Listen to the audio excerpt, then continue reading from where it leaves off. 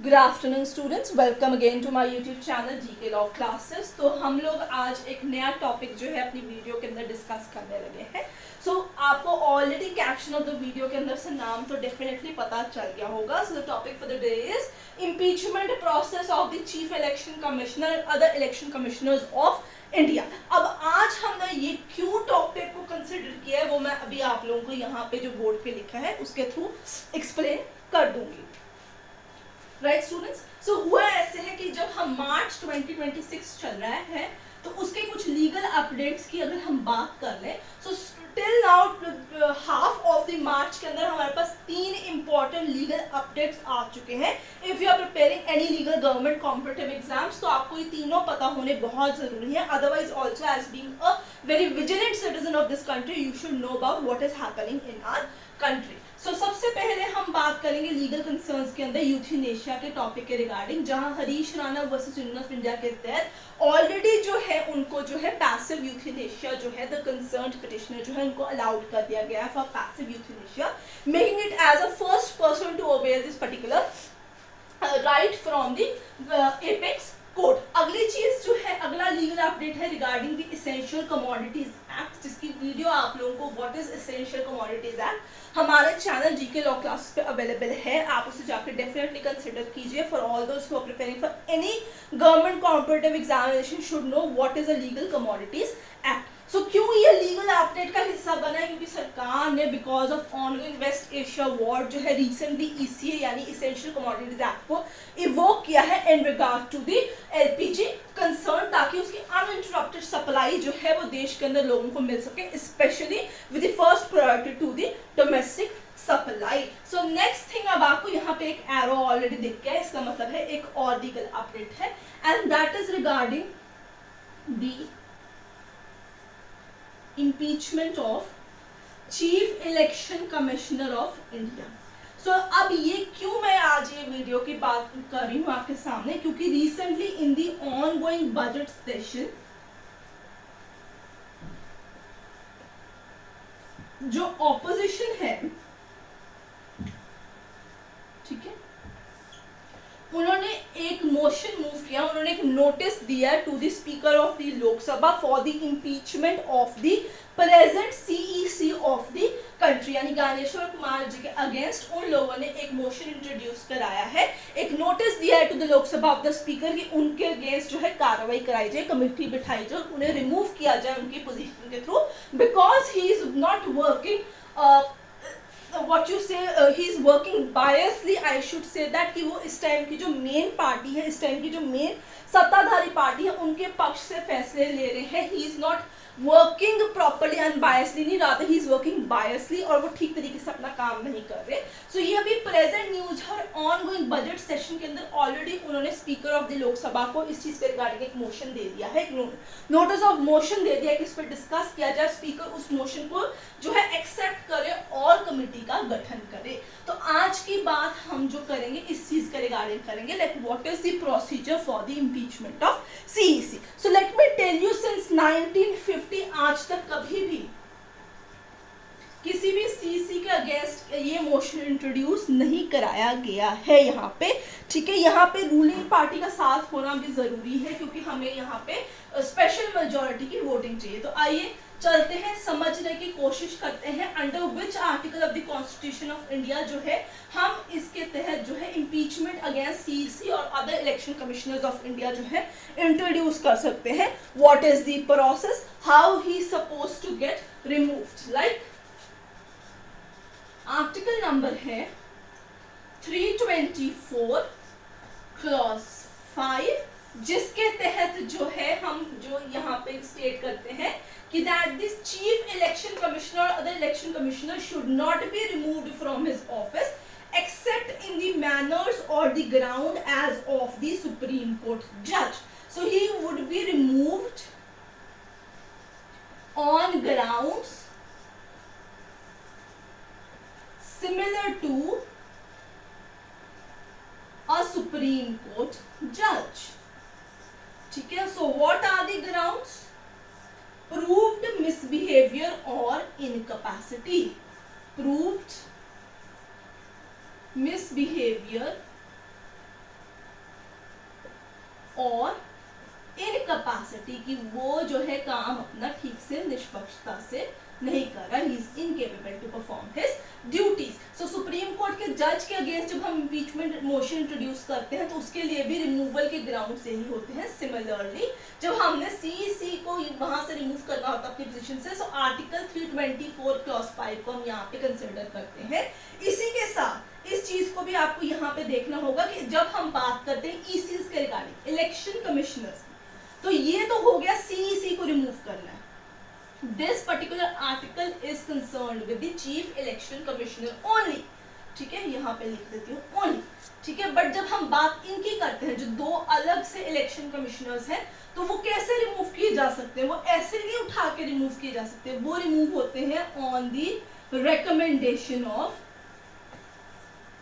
Chief election commissioner. वो सरकार को कहते हैं कि भाई इनको हटा दिया जाए on the certain XYZ grounds. ये जो दो ग्राउंड्स हैं ये सीईसी के लिए ही सिर्फ होते हैं।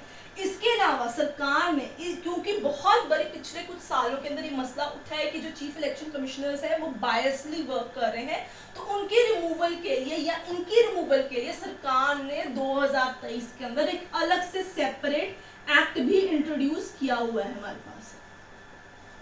सो उसको भी वो किया जाता है यहाँ पे, ठीक है। सो क्योंकि यहाँ पे सिर्फ सीईसी की रिमूवल की बात की जा रही है, तो उन्होंने कॉन्स्टिट्यूशन ऑफ इंडिया के आर्टिकल के तहत ही मोशन आगे जो है मूव कर दिया है। मैं आपको एक्ट का नाम बता देती हूँ यहाँ पे, that is the ground of removal of CEC and other CEC, removal of CEC माने chief election commissioner and other ECs, ठीक है। अपॉइंटमेंट ब्रैकेट में है ये, appointment, condition of service, condition of service, removal and term of office, removal and term of office, ठीक है। Act 2023, इस act के तहत सरकार ने रूल्स एंड रेगुलेशंस बनाए हैं, उसी के तहत उनकी रिमूवल की जाती है। Now let's proceed with the step to step procedure कि कैसे बेसिकली जो है रिमूव किया जाता है, कैसे इम्पीचमेंट मोशन इंट्रोड्यूस की जाती है against the CEC and how it works, ठीक है।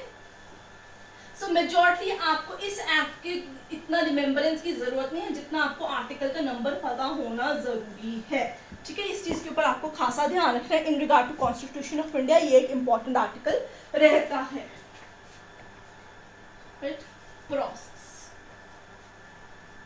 कुछ ना समझ लगे let me know in the comment section में, उसको दोबारा एक्सप्लेन कर दूं। सबसे पहले होता है मोशन इंट्रोड्यूस किया जाता है। अब ऐसे तो उठा के इंट्रोड्यूस नहीं किया जाएगा, उसके लिए भी एक स्पेशल मेजॉरिटी की नीड होती है आपके पास। It needs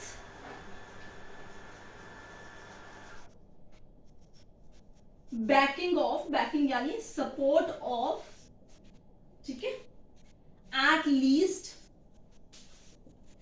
10 Lok Sabha members, 100 Lok Sabha members, I am so sorry, Lok Sabha MPs और 50 Rajya Sabha MPs। So any house, basically किसी भी हाउस के अंदर इंट्रोड्यूस्ड हो सकते हैं, उन्होंने यहाँ पे ये बात लिखी हुई है आपके पास। तो जब सबसे पहला पॉइंट होता है मोशन इंट्रोड्यूस कराना, सो वो कहते हैं किसी भी हाउस में आप इसे इंट्रोड्यूस करा सकते हो, पर अगर जैसे हमने लोकसभा में इंट्रोड्यूस करा तो कम से कम 100 MPs जो होने चाहिए इस मोशन के फेवर में होने चाहिए। They must be banking it of, they must be supporting it of कि हाँ जी हमें जो प्रोसेस है इसका इनिशिएशन कराना है। If it is in Rajya Sabha then 50 Rajya Sabha MP must be backing that motion. So first step is introduction of motion. Next step, तो मैं 1 2 3 ऐसे लिखती रहूंगी ताकि आपको कंफ्यूजन ना हो और उसे आप अपने रजिस्टर्स में प्रॉपर्ली जो है पेन डाउन करते रहिए। Now after the initiation of the motion, speakers, ठीक है, स्पीकर या चेयरमैन ईदर एक्सेप्ट और रिजेक्ट्स मोशन, ठीक है, कि क्या वो इस चीज को, इस नोटिस का कंसर्न लेंगे, संज्ञान लेंगे कि नहीं लेंगे, ठीक है। अगर रिजेक्ट करेंगे विद रीजंस ही रिजेक्शन होगा, ऐसे उठा के नहीं सीधा करेंगे इसे।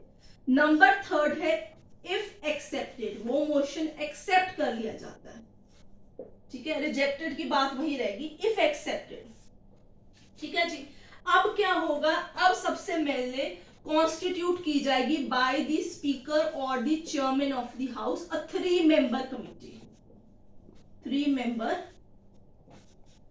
कमिटी, ठीक है। This is the third step if accepted. Now who will constitute the 3 member committee, इसमें कौन कौन होगा, हु विल बी देयर, एक सुप्रीम कोर्ट के जज होंगे, एक हाई कोर्ट के जज होंगे, किसी भी हाई कोर्ट के हो सकते हैं, और एक जूरिस्ट होंगे जिन्हें लीगल नॉलेज होगी in regard to election process. तो ये तीनों मिलकर कमेटी का इनका एक गठन किया जाएगा, जिसके बाद उन्हें सबसे पहले एक रिपोर्ट देनी है टू दी चेयरमैन और the speaker of the house concern. Report submission होगी कि क्या जो इल्जामात लगाए जा रहे हैं वो सही है कि नहीं है, हाउस में डिस्कशन होनी चाहिए कि नहीं होनी चाहिए, ये सारा कुछ इस रिपोर्ट के अंदर दिया जाएगा, ठीक है। 3 मेंबर कमेटी ने जब रिपोर्ट सबमिट कर ली है, उसके बाद होगी पार्लियामेंट्री डिबेट, ठीक है, क्योंकि मंत्रियों को अब जिन्होंने इंट्रोड्यूस कराई है उन्हें बोलने का अधिकार भी दिया जाएगा, भाई क्यों इसको हटा दिया जाए, रूलिंग पार्टी उसे भी बताना होगा कि क्यों उसे ना हटाया जाए इस पॉइंट की तरफ पे। सो पार्लियामेंट्री डिबेट जो है हाउस के अंदर कंडक्ट कराई जाएगी, कंसर्न हाउस के अंदर, फिर दूसरे हाउस तक भी बात पहुंचेगी, वहां पे भी इसकी डिस्कशन होगी, और उसके बाद 5th नंबर इंपॉर्टेंट स्टेप आ जाएगा आपका वोटिंग का। अब वोटिंग ये सारी चीज की सबसे इंपॉर्टेंट कड़ी, आपको याद रखना होगा कि कैसे उसको वोट करके इम्पीच किया जाएगा। वोटिंग में अगर वो मोशन पास हो जाएगा, फिर उसके बाद प्रेसिडेंट का सेंटर लगेगा, और फिर इम्पीच यानी उसको वहां से हटा दिया जाएगा, फिर ही उसको रिमूव किया जाएगा। 5वां नंबर स्टेप वोटिंग। अब ये समझिए, वोटिंग चाहिए हमें special majority in the house, ठीक है। सिंपल मेजॉरिटी का यहाँ पे काम ही है, यहाँ पे चाहिए स्पेशल मेजॉरिटी आपको। अब समझने की यहाँ पे कोशिश करनी है हम लोगों ने कि जो मोशन है, ठीक है, बी पास्ड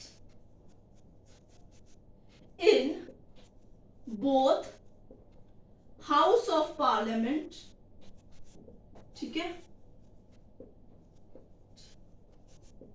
विथ, अब यहां पे आपकी बात आ गई जी, ठीक है, with 2/3 majority, 2/3 majority present plus voting in the house. So 2/3 majority चाहिए of the concerned MPs in the house who must be present, voting plus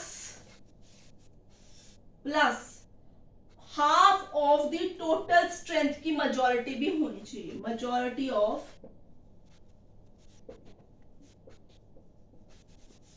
half of house concerned. Lok Sabha है तो उसमें हाफ ऑफ स्ट्रेंथ की plus 2/3 भी होनी चाहिए, दोनों ही बहुमत आपको होनी चाहिए, फिर ही आप उसे रिमूव करवा पाएंगे, फिर ही प्रेसिडेंट असेंट जाएगा। अब इसको थोड़ा फिगर वाइज समझाने की कोशिश करती हूँ, न्यूमेरिकली समझाने की कोशिश करती हूँ। इस चीजों को यहाँ पे लिख लिया आपने, राइट। तो अब सपोज कीजिए, ठीक है, एग्जाम्पल लिखती हूँ आप लोगों के लिए, फिर आप लोगों को समझ में आ जाएगा, ठीक है। मैं एग्जैक्ट नहीं, मैं आपको ऑन एन एवरेज समझाने की कोशिश करती हूँ। हम बात करते हैं राज्यसभा की, 245 मेंबर्स हैं, हम ये कॉन्स्टिट्यूट करते हैं, present we have 245 members. Half हो गई आपकी इसके अंदर मेंबर्स 123, ठीक है, और 2/3 बहुमत कितनी हो गई आपकी, 2/3 हो गई 245 इंटू 2/3 आपकी on an average of 164 members. So 123 calculate की तो हाफ ऑफ द मेजॉरिटी हो गई। अगर ये 164 या ऑनवर्ड्स नंबर निकल जाते हैं तो special majority by 2/3 president voting plus half भी उसमें आगे इंक्लूजन हो गई तो वो मोशन उस हाउस से पारित मान लिया जाएगा आपका। ठीक है, डाउट आ रहा है प्लीज कमेंट सेक्शन में पूछ लीजिएगा, डाउट को लिंगर ऑन मत करने दीजिएगा। एग्जाम्पल, लोकसभा 554 मेंबर्स हैं मान लीजिए, एट प्रेजेंट मेंबर पार्लियामेंट है। अगर तो यही है तो वेल एंड गुड है। खैर ये बात करते हैं, हाफ देखिए 554 का हाफ हो गया 273, ठीक है, 2/3 364 इन एवरेज। 273 अगर तो कर लिया तो हम मानते भी हाफ ऑफ द हाउस ने मोशन को पारित किया है, बट जरूरी क्या है स्पेशल मेजोरिटी के लिए 2/3, यानी कि अगर उनको नंबर चाहिए तो कम से कम 364 से लेके 365 मेंबर्स अगर उसे करेंगे, यस आइस जाएगा नोज नहीं जाएगा, फिर ही मोशन वहां पे पास होगा। इसके बाद लास्ट स्टेप होता है, 6 स्टेप है, president assent on that motion, कि प्रेसिडेंट साहिबा उसको दस्तखत करें। जब वो दस्तखत कर देंगी then only formally the CEC would be removed, otherwise not. So सबसे इंपॉर्टेंट इस टाइम पे ऑपोजिशन का एट प्रेजेंट यही है कि उनका मोशन जो है स्पीकर एक्सेप्ट करे, कमेटी बिठाए और फिर पार्लियामेंट डिबेट के बाद वो वोटिंग के अंदर कंसर्न्ड नंबर्स उस टाइम पे जितने प्रेजेंट होंगे, ये मैंने एग्जांपल दिया कि उस दिन इतने मेंबर प्रेजेंट होंगे। अब हमें नहीं पता उस दिन कौन अब्सटेन कर लेता है वोटिंग में या कितने प्रेजेंट है, ये चीज उस दिन जितने मेंबर पार्लियामेंट होंगे वोटिंग वाले डे पे उस अकॉर्डिंगली कैलकुलेशंस में आएंगे। So student this is all about the impeachment process of the chief election commissioner. So I hope आपको आज की वीडियो पसंद आई होगी, आई है तो लाइक शेयर डेफिनेटली कीजिएगा। जिसने चैनल को सब्सक्राइब नहीं किया आज ही हमारे चैनल को जीके लॉ क्लासेस को सब्सक्राइब कर लीजिए। I will see you next with another video.